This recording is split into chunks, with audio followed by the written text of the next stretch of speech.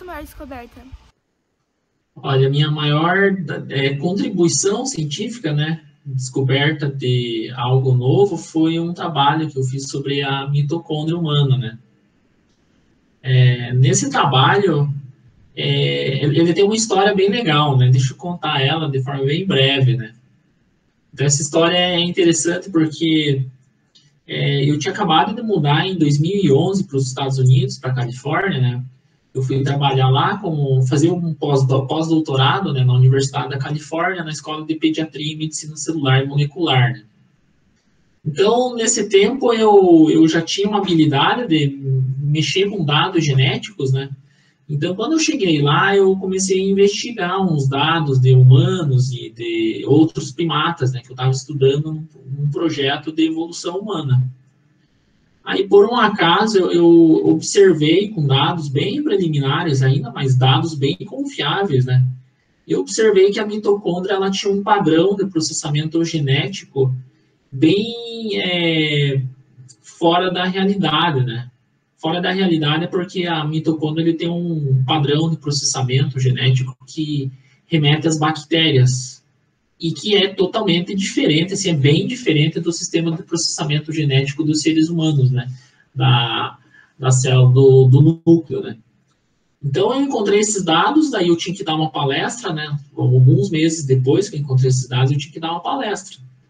Então, lá na própria Universidade da Califórnia, né? Então, eu peguei e escolhi esse tema para a palestra, porque eu achei que era um tema, assim, bem desafiador, né? Um tema super novo, e principalmente porque era algo que não tinha no livro-texto, né? No livro-texto sempre dizia até hoje que a mitocôndria tem um sistema de processamento genético igual das bactérias, tanto é que tem a teoria da endossimbiose, que diz que a mitocôndria era uma bactéria e que foi incorporada pela célula humana, né? E a célula humana, um núcleo, né, que tem o seu sistema genético, ele tem um sistema de processamento diferente. Então, cada um no seu canto, mesmo sendo uma célula humana, mesmo a célula humana tendo a mitocôndria dentro, né, dela. Então, eu apresentei lá dizendo, numa parte da palestra, eu estava dizendo que a nossa célula, a nossa mitocôndria, ela estava utilizando o sistema genético do núcleo da célula. Então, quando eu apresentei isso, foi como se fosse uma bomba, assim, porque um monte de gente falou assim, isso aí é mentira, tá errado, né, os teus dados. E aquelas pessoas que sabiam, né, porque eu me apresentei, né, no início da palestra, apresentei bem rapidamente, né, que eu era da área eu tinha formação em computação, não era formado em biologia, mas tinha me especializado em genética, né, e biologia molecular. Então, o pessoal na palestra, eles começaram a me questionar se por um acaso se não estava faltando conhecimento básico na área, né? Porque eu vim de outra área, né? Então, eu estava, às vezes, cometendo algum erro, assim, super básico, né?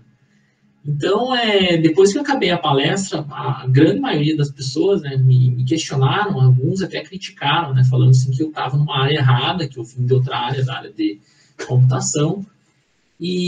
Mas isso é normal, né? Normal porque quando você discute alguma coisa nova, alguma coisa que a sociedade nunca viu, então é mais fácil, você normalmente questiona, né, se está certo, né? Então você começa a tentar localizar falhas, né? Ou não aceitar, né? Mas nessa palestra, um dos pesquisadores, que inclusive era o chefe do laboratório, né, onde eu trabalhava, ele falou uma coisa bem interessante, né? Ele falou para todo mundo que estava lá. Ele perguntou assim, pessoal, vocês não estão vendo que isso pode ser uma mudança da teoria da genética, pode ser algo totalmente novo, né? Mas eu não tinha dados ainda para provar que aquilo era verdade, né? Embora eu tivesse dados assim bem confiáveis, né? Que a minha hipótese era muito forte, né? Que tinha tudo para dar certo, para ser verdadeira, né? Então isso foi em 2011, né? Então a gente passou alguns anos aí 2012, 2013, 2014, 2015, fazendo experimento em laboratório com células, né? Pegando os dados das células, analisando, e daí depois a gente conseguiu comprovar que realmente esse fenômeno estava acontecendo, tá? Na época, inclusive, o Michel, ele discutiu comigo, né? O Michel foi meu orientador do doutorado, o Michel Yamagishi. Então, na época, ele começou a me questionar se por um acaso eu não estava vendo por engano, né, que eu estava dizendo, ele começou a me questionar se eu não estava olhando alguma coisa que não era verdade, né? O motivo é porque eu estava dizendo na época, né, que a mitocôndria, ela estava, o material genético da mitocôndria estava sofrendo um tipo de processamento, né?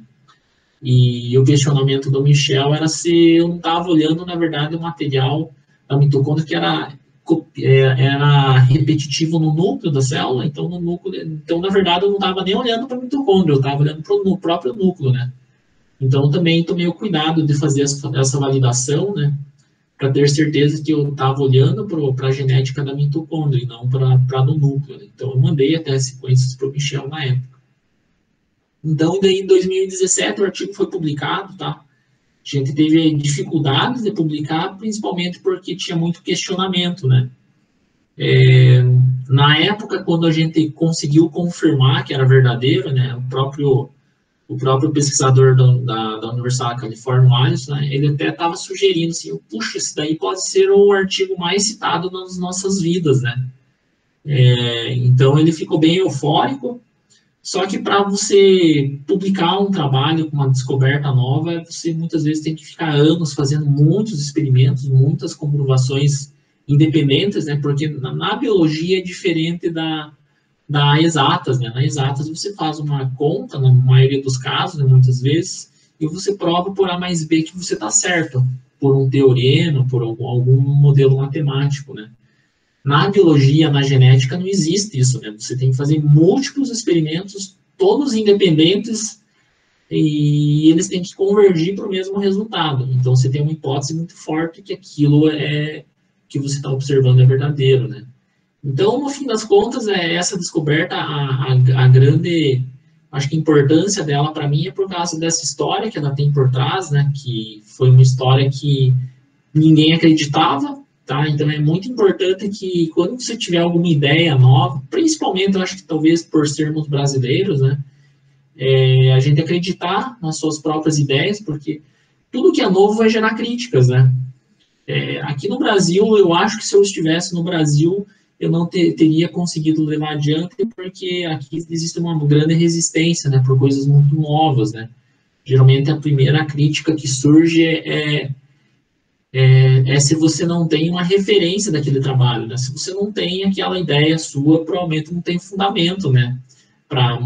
Eu já passei por isso aqui no Brasil, né? Muitas vezes, né? Só que lá em alguns países, né? Até os Estados Unidos, por exemplo, se o trabalho já tem referência, se aquela ideia já existe uma referência, então não é uma ideia nova, né? É uma ideia que já existe e já está provada, né? Então, isso para mim é importante porque foi